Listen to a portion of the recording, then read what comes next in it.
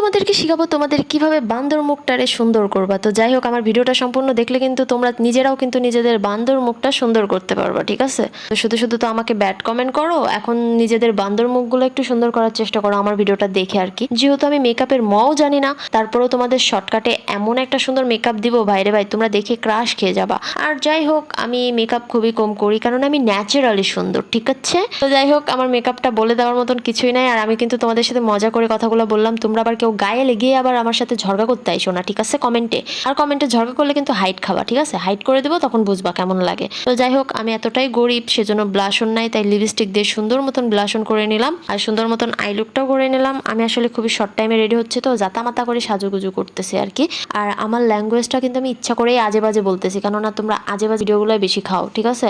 তো যাই হোক, তোমরা যা খাবা আমি তো তাই রান্না করবো, তাই না? এটাই তো নিয়ম। তো যাই হোক, তোমাদের জন্য সুন্দর মতন রান্না করলাম আর কি। আর আমি অতিরিক্ত কথা বলে আমি নিজেও জানি, আর আমি যাই কথা বলি না কেন শুধু মজা করে বলি, ঠিক আছে? তোমরা প্লিজ তোমাদের নিজেদের গায়ে লাগাবে না।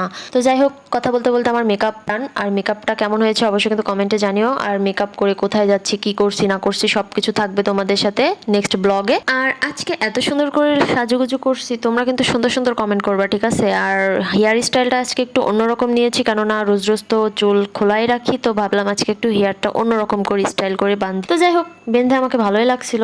তো আমাকে কেমন লাগছে কমেন্টে জানি। আর আমার ভিডিওটা কি কোথায় থেকে দেখছো এটা কিন্তু একদম বলতে ভুলবা না। তো যাই হোক, আজকের ভিডিও এ পর্যন্ত। ভিডিওটা ভালো লাগলে শেয়ার করে দিও। আল্লাহ হাফেজ।